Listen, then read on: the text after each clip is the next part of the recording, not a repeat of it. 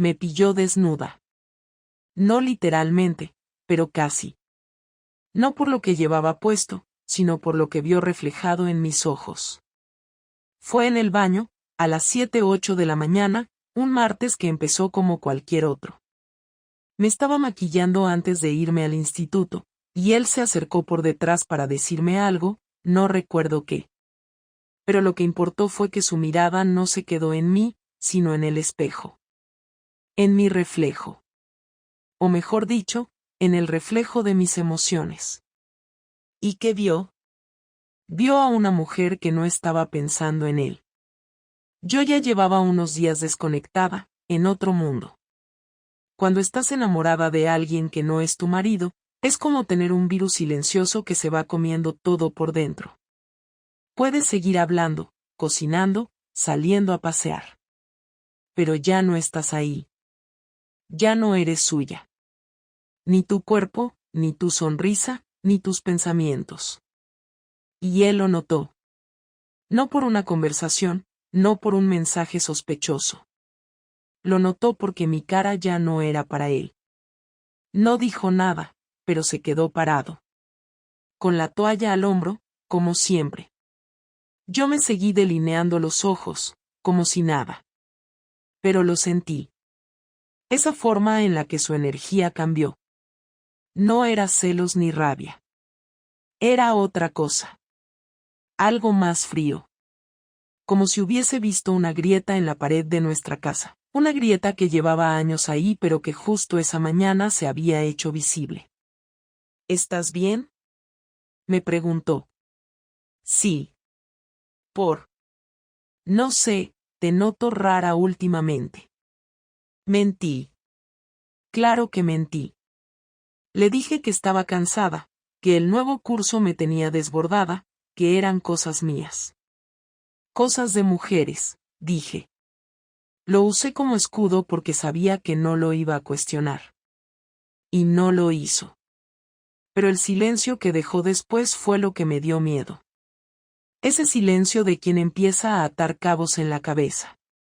De quien no necesita pruebas porque ya las tiene todas en el modo en que lo miras, o en cómo ya no lo haces. Lo peor de todo es que esa misma mañana, después de salir de casa, me subí al metro con un nudo en el estómago y un mensaje de Samuel esperándome en el móvil, hoy, a las 6. Donde siempre. Y yo le respondí, sí. Sí. Solo eso. Una palabra que podía destruirlo todo.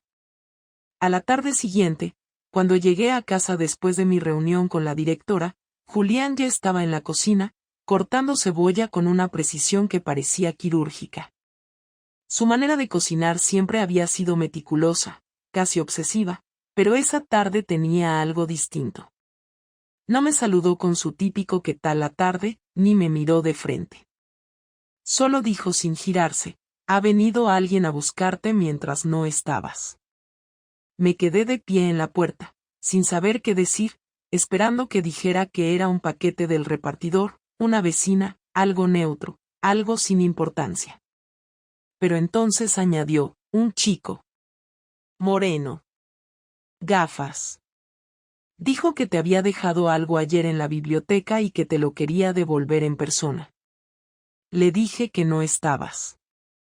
Me preguntó si eras mi hermana. Le dije que no, que eras mi mujer.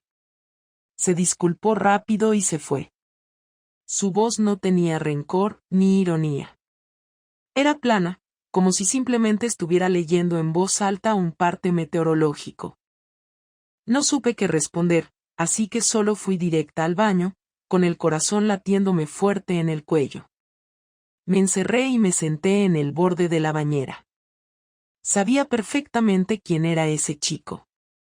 No era ningún compañero de trabajo, ni un alumno despistado.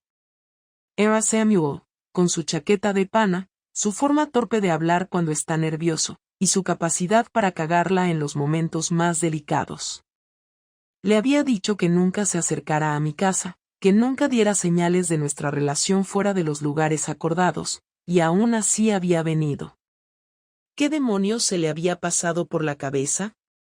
Apreté el móvil en la mano y escribí un mensaje rápido. ¿Estás loco? ¿Por qué viniste a casa? Esperé, temblando, como si fuera una adolescente atrapada por sus padres. Me contestó, quería verte. Tenía que saber si estabas bien. Tu último mensaje fue muy frío. Frío. Así describía un "nos vemos mañana" que escribí mientras estaba en la sala de profesores, rodeada de adolescentes con olor a colonia barata y patatas fritas. Volví a la cocina como si no pasara nada. Julián ya había encendido el fuego y removía la sartén como si no tuviera nada mejor que hacer.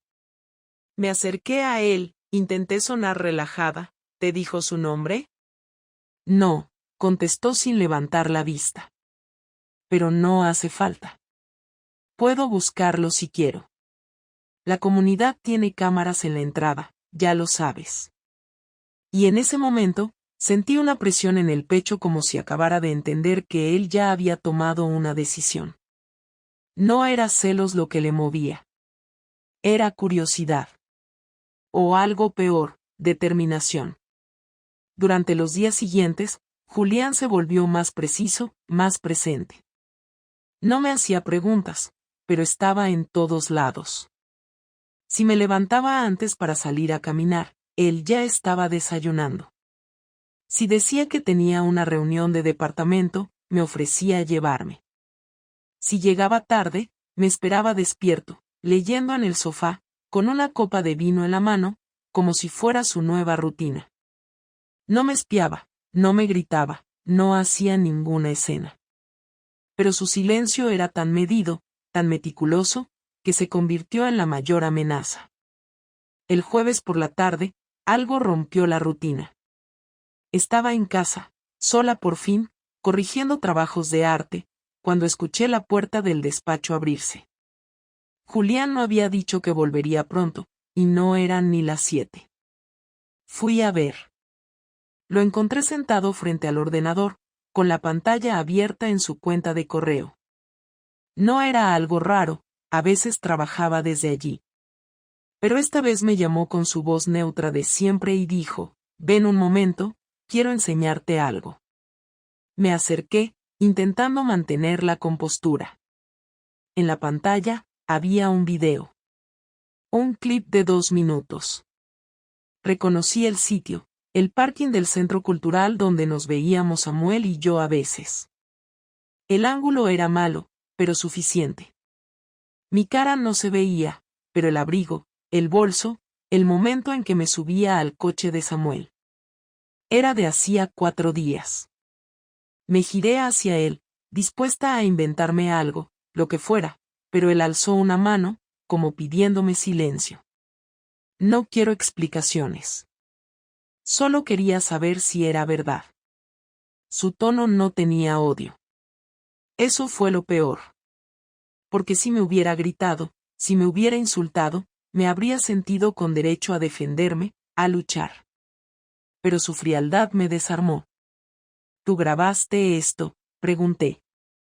Negó con la cabeza. Alguien me lo envió. Supongo que hay gente que todavía me respeta más de lo que tú lo haces. Me senté en la silla de al lado, sin saber qué hacer con mis manos. Él cerró la ventana del navegador y se levantó. No hace falta que digas nada, Laura. No quiero oír excusas. Solo quiero que sepas que ya sé lo suficiente. Y se fue, dejando la puerta abierta detrás de él. Esa noche no durmió en casa. No me escribió. No contestó mis llamadas. No le dije a nadie. Fui al trabajo como siempre, saludé a mis compañeros, fingí normalidad. Pero por dentro tenía un agujero que se tragaba todo lo que me quedaba de cordura. Por primera vez me pregunté en serio si había arruinado mi vida. No solo mi matrimonio. Mi vida entera. La casa, las rutinas, las comidas compartidas, incluso los domingos aburridos viendo programas que no me interesaban. Todo eso, que tantas veces desprecié, ahora me parecía algo irreemplazable. Pero ya no sabía si lo quería recuperar por amor, o por miedo a estar sola. El viernes a mediodía recibí un correo desde una dirección anónima. Un solo archivo adjunto, una hoja de cálculo. En ella, un listado de fechas, lugares, capturas de pantalla, fragmentos de conversaciones, incluso horarios de entrada y salida del centro cultural. Todo, organizado. Mi infidelidad documentada como si fuera una auditoría. Cerré el correo y me levanté de la silla con la boca seca. Era como si alguien hubiera construido un caso legal contra mí. No tenía idea de cómo lo había conseguido, pero sabía que Julián estaba detrás. Y que no pensaba hablar hasta haber terminado de preparar su jugada. El sábado por la mañana, cuando abrí el armario para coger una chaqueta, noté que faltaban cosas. Su ropa. Sus zapatos.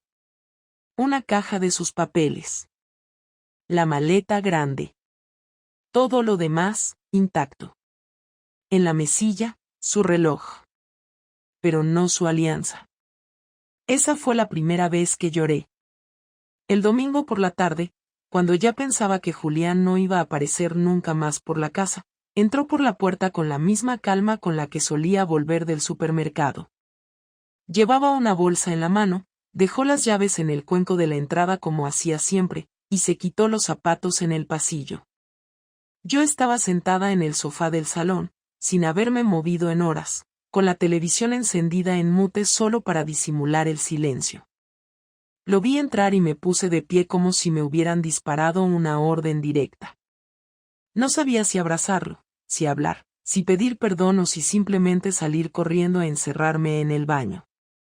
Pero él lo resolvió todo por mí con una frase clara, sin titubeos: vamos a hablar ahora, y no me interrumpas hasta que termine.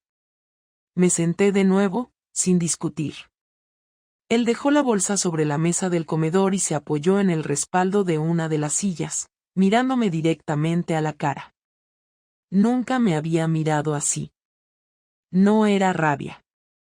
No era decepción. Era algo más duro. Era una mirada que ya no me pertenecía. Como si ya no fuera su mujer, sino solo alguien que le debía una explicación. Empezó a hablar despacio, con un tono que usaba cuando discutía en el trabajo y quería dejar claro que no se le iba a escapar ni una palabra innecesaria. Me dijo que llevaba semanas notando que me alejaba, que primero creyó que era algo del trabajo, luego pensó que podía ser algo físico, algo emocional. Que trató de acercarse con pequeños gestos, con interés, con paciencia, pero que cada vez que intentaba un acercamiento, yo lo empujaba un poco más lejos, aunque sin gritar, sin discutir, sin escenas. Solo lo hacía con silencios, con desinterés, con esa frialdad que ni siquiera sabía que era tan evidente. Me dijo que dudó de sí mismo, que pensó que quizás él había dejado de ser suficiente, que se preguntó si había envejecido mal, si ya no me parecía atractivo, si había dejado de ser el hombre que yo necesitaba. Que incluso llegó a plantearse pedir consejo a un terapeuta, a sus amigos, a sus padres, pero que algo en su instinto le decía que el problema no era él, sino que algo estaba pasando que yo no quería que él supiera. Entonces se dio cuenta de que no necesitaba buscar respuestas fuera, sino que solo tenía que observar. Que bastó con cambiar pequeños hábitos, con estar más atento a los detalles, con leer mis movimientos, mis tiempos, mis gestos, mis excusas. Y que lo que vio fue suficiente. Me dijo que no necesitaba un video para confirmar que yo me acostaba con otro hombre, que ya lo sabía desde antes de recibir nada, pero que lo que sí necesitaba era entender por qué. Y no lo entendía. No entiendo qué es lo que te llevó a esto. No entiendo que te faltaba que no pudieras pedirme. No entiendo por qué no fuiste capaz de decirme, me estoy apagando, me estoy alejando, o simplemente, me gusta otra persona. Podrías haberme destrozado con palabras, pero al menos hubiera sido con la verdad. En cambio, me has convertido en el último en enterarse de algo que todo tu cuerpo ya gritaba hace tiempo. Me hiciste sentir invisible en mi propia casa. Me acosté con una mujer que no estaba conmigo. Desayuné frente a una cara que sonreía, pero ya no me miraba. Y tú lo sabías. Y seguiste igual. Como si no pasara nada. Yo tenía la garganta seca, las manos frías, el pecho contraído como si estuviera a punto de vomitar. No sabía si ya había llorado tanto que no me quedaban lágrimas o si mi cuerpo se había desconectado de la culpa para no derrumbarse. Quise hablar, pero él volvió a levantar la mano. Todavía no, Laura. No he terminado. Entonces me dijo que no iba a gritar, que no iba a tirarme nada en la cara, que no iba a insultarme, porque no quería convertirse en eso. Que lo que yo había hecho decía mucho más de mí que de él, y que no pensaba perder el control solo para equilibrar un dolor que yo había elegido causar sin consultar. Me dijo que ya había tomado algunas decisiones, que había estado fuera no porque necesitara espacio, sino porque necesitaba protección. Que si se quedaba en casa en ese estado, probablemente diría cosas de las que se arrepentiría o haría algo que luego usaría como excusa para sentirse igual de sucio que yo. Y ahora sí, puedes hablar, dijo finalmente, sentándose frente a mí, cruzando los brazos, con una serenidad que dolía más que cualquier golpe. No sabía ni por dónde empezar. Abrí la boca, luego la cerré. Pensé en decir que no era culpa suya, pero eso sonaba a cliché barato que solo iba a empeorar las cosas. Intenté buscar algo honesto, algo que tuviera sentido sin sonar a teatro. Le dije que no lo planeé, que no fui a buscar a nadie, que simplemente pasó. Que conocí a alguien en el trabajo, que al principio solo era una charla agradable, una forma de sentirme vista, valorada, escuchada. Que no lo busqué, pero que tampoco lo evité. Que poco a poco me fui metiendo en algo que ya no podía parar. Que cuando me di cuenta, ya estaba involucrada emocionalmente, y después, físicamente. Le dije que no era una excusa, que era una explicación. Que sabía que había cruzado una línea y que lo hice con plena conciencia, pero que también sabía que nunca dejé de quererlo a él. Eso no es querer, me dijo, sin levantar la voz. Eso es necesitar tener todo y no perder nada. Eso es egoísmo, Laura. No amor. Intenté acercarme, toqué su mano, pero él la retiró con firmeza, sin violencia, solo con claridad. Me preguntó si seguía viéndolo. Le dije que no, que después de lo del video había cortado todo. Que no quería seguir con esa doble vida, que me había dado cuenta de lo que estaba perdiendo. Me preguntó si lo quería. No supe qué responder. Y esa fue mi verdadera caída. Porque él no quería un discurso, ni una promesa. Solo quería una respuesta firme, algo que pudiera aferrarse para decidir qué hacer. Y yo no pude dársela. Si tienes que pensarlo, entonces ya está respondido, dijo. Se levantó y fue directo a nuestra habitación. Escuché cómo abría cajones, cómo colocaba cosas en una bolsa, cómo cerraba una cremallera. Volvió al salón, se detuvo frente a mí y dijo, no sé si quiero divorciarme todavía, pero por ahora no quiero compartir esta casa contigo. Voy a irme una temporada. No sé si volveré. No quiero verte con cara de pena ni con supuestas revelaciones repentinas. Quiero pensar. Quiero curarme. Y sobre todo, quiero estar en paz. Algo que tú ya no puedes darme. Y se fue. Esta vez sin drama. Sin portazos. Sin escenas. Solo el sonido de la puerta cerrándose con cuidado, como quien termina una conversación que ya no necesita más palabras. Los primeros días después de que Julián se marchara fueron extraños, casi artificiales. La casa se sentía ordenada, pero no en calma. No había ruido, ni olor a café por la mañana, ni discusiones tontas sobre qué cenar o qué serie ver, pero tampoco había alivio. Al principio pensé que se había ido solo para darme una lección, para dejarme con el vacío y que me diera cuenta de todo lo que había destruido. Me repetía eso para no volverme loca. Pero a medida que pasaban los días y él no llamaba, ni mandaba un mensaje, Ni siquiera preguntaba por mí, entendí que lo había perdido de verdad. No sabía dónde estaba. No me lo dijo. Tampoco me pidió que no lo buscara, pero fue tan claro en su última frase que entendí que su silencio era la única respuesta que necesitaba.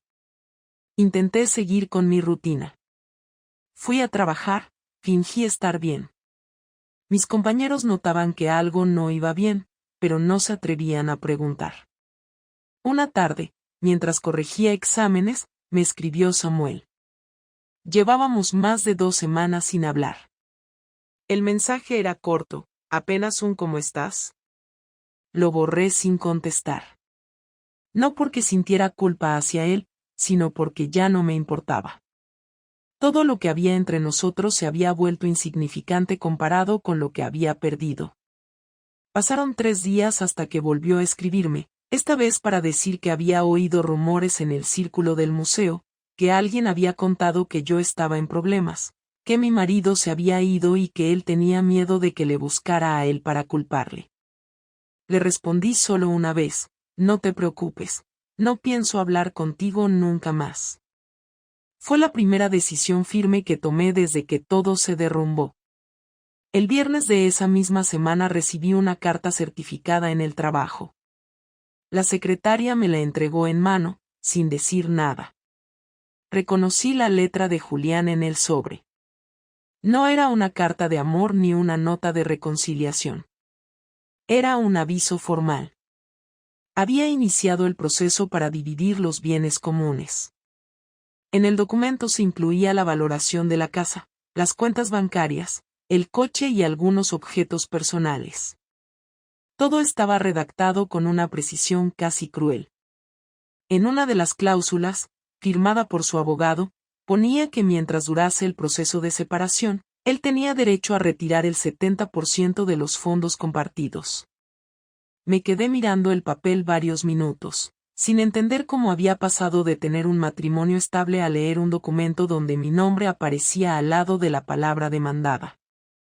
Esa noche llamé a mi hermana, algo que no hacía desde hacía meses. No quise contarle todos los detalles, pero se dio cuenta enseguida de que algo iba mal. ¿Qué has hecho, Laura?, me preguntó sin rodeos. Se lo conté todo. No intenté suavizarlo. Solo hablé. Cuando terminé, no me dijo lo que yo esperaba. No me insultó, no me defendió, no lloró. Solo dijo, no sabes con quién te has metido, Julián no va a dejar esto en manos del destino. Si te está castigando, lo hará sin levantar la voz y sin ensuciarse las manos. Y tenía razón. El lunes siguiente fui al banco a comprobar el estado de nuestras cuentas. El dinero estaba tal y como decía el documento. Él había retirado su parte y había dejado la mía exacta, sin tocar un euro de más ni de menos.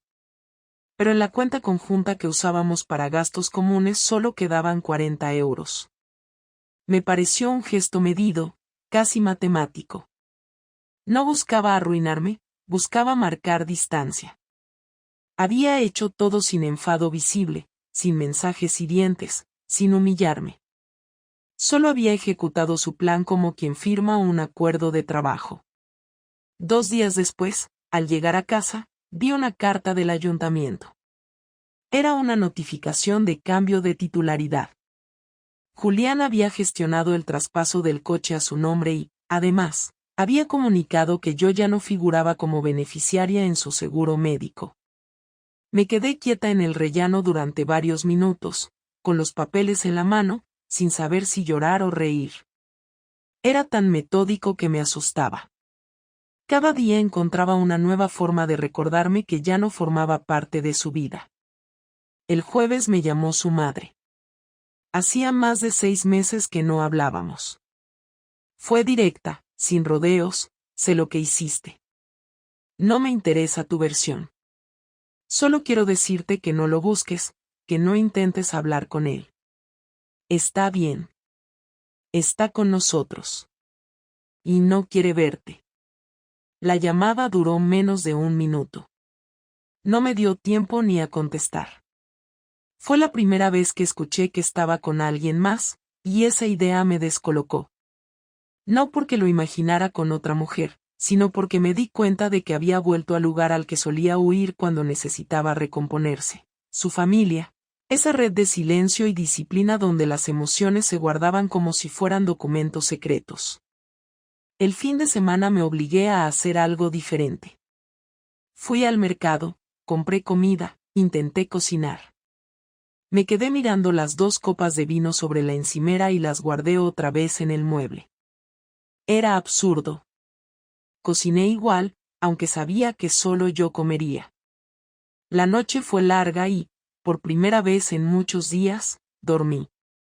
Al día siguiente, cuando abrí el correo, encontré un mensaje de un remitente desconocido. Decía, ya deberías haber aprendido algo. No todo se borra con lágrimas. Venía con un enlace. Lo abrí sin pensar. Era un archivo compartido en la nube, una carpeta con mi nombre y fecha. Dentro había capturas, fotos, extractos de mensajes entre Samuel y yo, correos, incluso un audio que yo ni recordaba haber mandado. Todo perfectamente ordenado, con fechas y horas. La carpeta era pública. Cualquier persona con el enlace podía acceder. Y alguien ya lo había hecho. Lo supe porque había comentarios, insultos, risas. No entendí cómo había llegado ahí, pero solo una persona tenía acceso a todo eso. El lunes siguiente, en el instituto, el director me llamó a su despacho. Tenía una hoja impresa con varias capturas de esa misma carpeta. Me dijo que algunos padres habían enviado quejas, que las imágenes eran inapropiadas y comprometían la reputación del centro. Intenté explicarle que era algo personal, que había sido víctima de una exposición no consentida. Me escuchó, pero no cambió su expresión.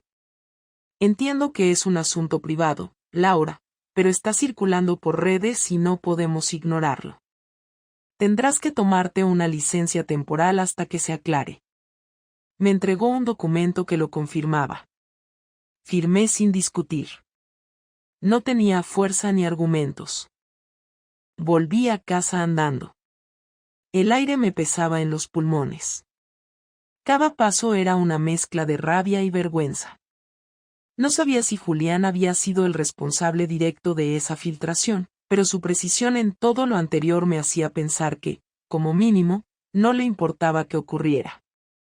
No me llamó, ni siquiera para negarlo. Ni un mensaje. Nada. Esa noche lo esperé despierta. No porque pensara que volvería, sino porque necesitaba sentir que aún existía la posibilidad de que algo quedara en pie. Pero no volvió. A las 2 de la madrugada abrí el ordenador y empecé a borrar todo lo que encontraba de Samuel, fotos, mensajes, contactos. No porque creyera que eso iba a arreglar algo, sino porque quería que no quedara rastro de la persona que me había arrastrado hasta ese punto. Al día siguiente recibí una notificación del juzgado. Era una citación para la primera audiencia de la separación. Al final del documento, un detalle casi imperceptible me heló la sangre. Su abogado había incluido como prueba un informe psicológico de mi comportamiento repetitivo, evasivo y deshonesto, firmado por un profesional privado. No entendía cómo lo había conseguido. Yo no había hablado con nadie, ni me había sometido a ninguna evaluación. Todo estaba perfectamente preparado. Julián no estaba improvisando. Había planificado su venganza con la precisión de alguien que sabía que la única forma de ganar era dejarme sin recursos, sin credibilidad, sin voz. Llamé a su abogado para pedir una reunión. Me atendió con educación, pero sin empatía. Me explicó que Julián no quería contacto directo, que toda comunicación debía hacerse a través de él. Le pedí que al menos me permitiera hablar con él una vez, que necesitaba entender. No lo creo conveniente, me respondió. Mi cliente ha dejado claro que no desea mantener trato personal. Su tono era correcto, pero su mirada me dejó claro que ya había escuchado demasiadas historias parecidas. Pasaron 2 semanas. El silencio se volvió mi rutina. Cada día abría los ojos sin saber si seguiría teniendo casa, trabajo o dignidad al final del mes. Pero en algún punto, entre la vergüenza y el miedo, empecé a aceptar que lo había perdido todo, y que Julián ya no era el hombre al que había traicionado, sino alguien que había aprendido a destruir sin levantar la voz. La cita en el juzgado fue el martes a las 11 de la mañana, en la planta baja del edificio donde alguna vez habíamos ido juntos a renovar el libro de familia. Llegué 10 minutos antes, vestida con lo más neutro que tenía, intentando no parecer ni demasiado formal ni demasiado descuidada. Había dormido mal, tenía la cara hinchada y el estómago cerrado desde la noche anterior. Mientras esperaba en el pasillo, sentada en una de esas sillas duras de plástico gris, vi a Julián entrar con su abogado. Iban hablando bajo, con papeles en la mano. No me saludó. Ni siquiera me miró. Pasó por mi lado como si fuera una figura más del pasillo. No me sorprendió, pero algo dentro de mí se apretó, como si aún esperara que en algún momento de todo esto se permitiera mostrarse humano, aunque fuera un segundo. Nos hicieron pasar a una pequeña sala, con una mesa larga y una funcionaria que se encargaba de tomar nota. No era un juicio. Era una audiencia de conciliación. Un procedimiento formal para ver si se podía llegar a un acuerdo sin necesidad de ir más lejos. La abogada que conseguí a último momento intentó ser amable, pero no tenía información suficiente para defenderme. Julián había preparado todo con tanta antelación que su abogado respondía a cada argumento con datos, correos, capturas, movimientos bancarios. Yo me limité a escuchar. No interrumpí.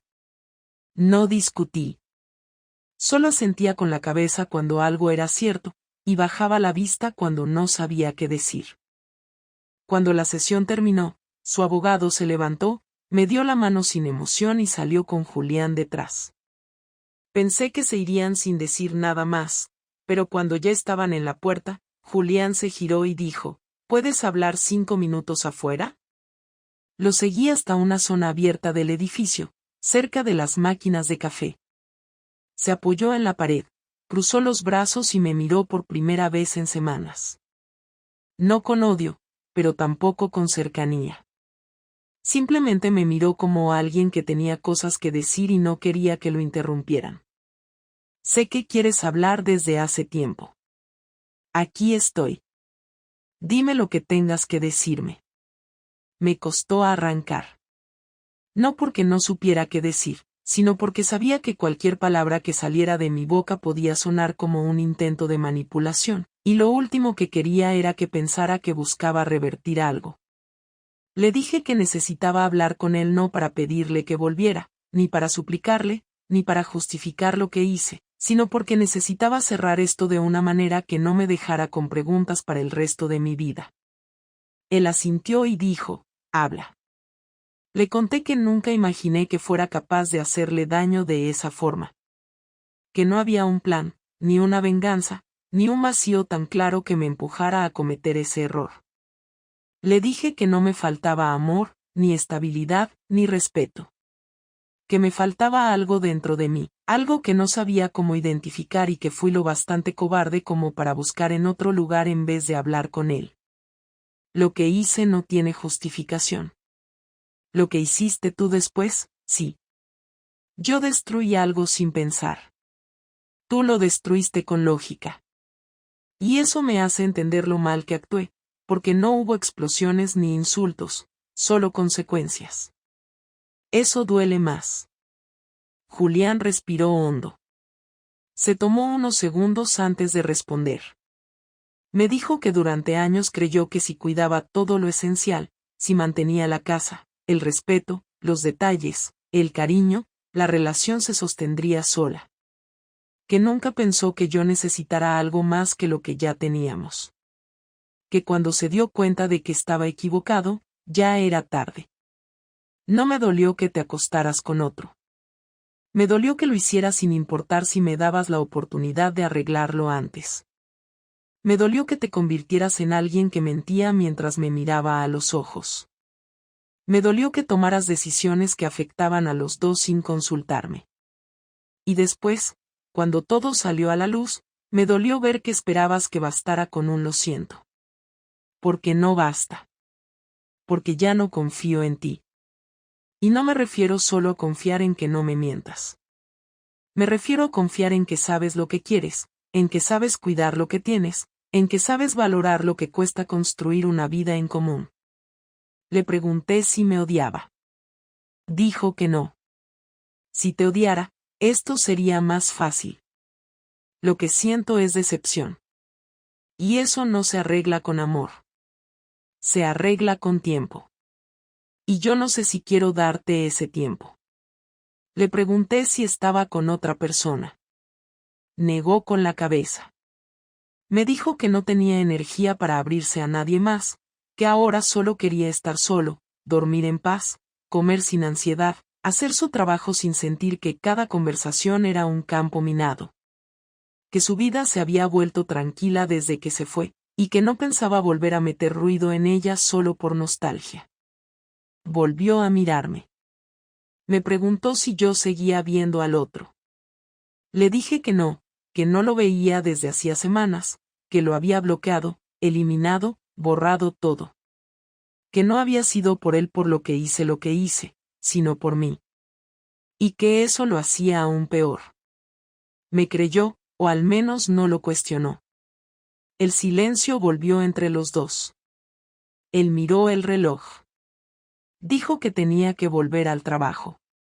Yo no pedí más tiempo. Sabía que ese era el máximo que me iba a conceder. Cuando se giró para irse, le pregunté si podía escribirle de vez en cuando. Solo para hablar. Nada más. Se detuvo unos segundos, luego dijo, haz lo que quieras. Pero no esperes respuesta. Y se fue. Volví a casa caminando, sin pasar por ninguna tienda, sin mirar el móvil, sin escuchar música. No sentía rabia, ni tristeza, ni alivio. Sentía un vacío tan concreto que me costaba respirar. La conversación había sido todo lo que necesitaba y todo lo que temía. Por fin lo escuché. Por fin hablé sin mentiras. Pero no hubo reconciliación, ni comprensión, ni consuelo. Hubo cierre. Esa noche escribí todo lo que recordaba. Cada palabra suya. Cada gesto. Cada frase que dije. Lo hice no para guardarlo, sino para que no se me olvidara lo que se pierde cuando uno decide romper algo que parecía sólido. A la mañana siguiente, no fui al trabajo. Pedí otra semana de licencia. No tenía energías para fingir que estaba bien. Ni para seguir dando explicaciones a gente que ni siquiera conocía mi historia. Por primera vez en muchos días, apagué el móvil y me encerré en casa sin hacer nada. No cociné, no ordené, no respondí correos. Me senté en el sofá y me permití estar rota. Sin querer arreglar nada. Sin pretender que todo iba a mejorar pronto. Esa fue la noche en la que empecé a entender que no se trataba de si Julián me perdonaría o no. Se trataba de si yo sería capaz de vivir con lo que había hecho sin buscar excusas cada vez que me mirara al espejo. Pasaron 3 meses desde aquella última conversación con Julián. El acuerdo de separación ya estaba firmado. No hubo juicio, no hubo abogados enfrentados, ni testigos. Fue todo por vía administrativa, rápido, eficiente y con el mínimo contacto posible. Se quedó con el coche, con su parte del dinero y con la opción de vender la casa en cualquier momento, aunque me dio 6 meses para buscar otro lugar antes de iniciar el trámite. Firmé sin rechistar. No porque estuviera conforme, sino porque entendía que él había sido razonable hasta en eso. No había odio, pero tampoco compasión. Solo decisión. Me entregó lo que me correspondía y dejó en claro que nuestra historia, al menos como pareja, estaba terminada. No supe más de él. No pregunté a nadie por su vida, no lo busqué en redes, no llamé a su familia. Lo borré de todas las formas posibles sin eliminarlo realmente. Su ausencia era parte de mi rutina. Me levantaba y ya no estaba el ruido del baño a primera hora, ni la radio con su música de siempre, ni el comentario sobre el tráfico mientras se ataba los zapatos. Comía sola. Dormía sola. Hacía todo sola. Y al principio eso me destrozaba. Pero con el tiempo me obligué a normalizarlo. No como una etapa temporal, sino como un resultado. Una consecuencia. Volví al trabajo después de la licencia. Mis alumnos apenas comentaron nada, pero algunos profesores me miraban distinto. Sabía que habían escuchado cosas. No supe exactamente quién compartió el enlace aquel con las capturas, ni cómo llegó a los móviles de varios padres, pero no importaba. El daño estaba hecho. Me habían dejado volver porque legalmente no tenían base para echarme, pero era evidente que querían que pasara desapercibida. No me ofrecían horas extras, no me convocaban a proyectos, no me asignaban cursos nuevos. Yo cumplía mi horario, daba mis clases y me iba a casa. Cada vez hablaba menos con mis colegas. Me sentía como una pieza suelta en una maquinaria que antes conocía de memoria. Y no me quejé. No busqué recuperar la imagen, ni limpiar mi nombre. Sabía que no se trataba de ellos. Era algo mío. Lo que había roto no era solo mi matrimonio, sino mi forma de estar en el mundo. Durante esas semanas empecé a escribir. No un libro, ni un blog, ni nada público. Solo para mí. Empecé con frases sueltas, con preguntas, con escenas que recordaba. Luego se convirtieron en páginas completas donde me leía sin filtro. Escribir no me curó, pero me ayudó a ordenar el caos. A entender que no todo lo que hice fue producto de una crisis, de un vacío o de una necesidad mal resuelta. Algunas cosas las hice porque quise. Porque en ese momento me importaba más lo que sentía por mí misma que lo que sentía por Julián. Porque fui egoísta. Porque confundí libertad con irresponsabilidad.